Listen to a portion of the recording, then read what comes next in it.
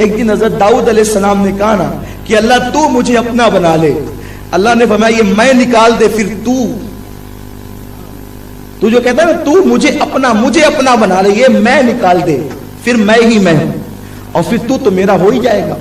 تو جب تک کہ میں باقی ہے نا، نفس باقی، نفسانیت، کسی میں بھی نفسانیت باقی ہو، نہ اس کی عبادتیں کام آئے گی، نہ اس کی ریاضتیں کام آئے گی، نہ اللہ الا اللہ، یہ سب ذکر کوئی فائدہ نہیں دے گا. کب تک؟ جب تک نفس باقی ہے. حضرت بایزید بستامی فرماتے ہیں میں نے 40 سال تک عبادت کی. کتنے سال تک؟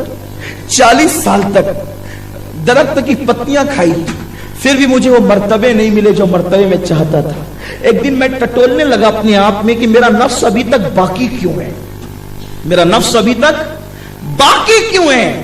تو میں نے جب نفس پہ نظر کی تو بچھو کی شکل میں مجھے نظر آیا، بچھو کی شکل میں دکھا. میں نے کہا تو ابھی تک باقی کیوں ہے؟ جب میں نے 40 سال تک تجھے نہ کھانا دیا نہ پانی دیا تو باقی کیوں ہے؟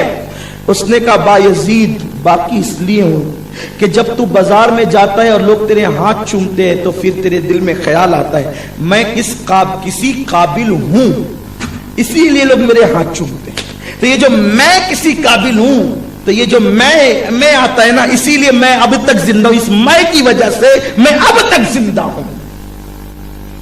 ہمارے مرشد حضور سرکار تاجدار ماہریرہ فرماتے تھے کہ میں کسی کو ہاتھ چومنے کے لیے اس لیے نہیں دیتا کہ میں کسی قابل، بلکہ میں اس لیے لوگوں کو ہاتھ چومنے کے لیے دے دیتا ہوں کہ کوئی مقبول بندہ اگر میرے ہاتھوں کو چومے گا تو اس کے لب میرے ہاتھوں کو لگیں گے تو میری بخشش ہو جائے گی.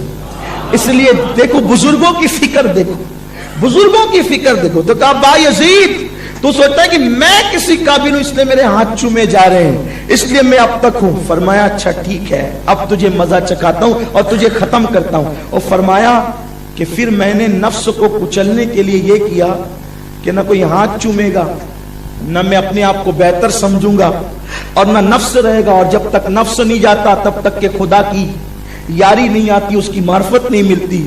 تو کہا کہ پھر میں انتظار کرنے لگا رمضان شریف کا.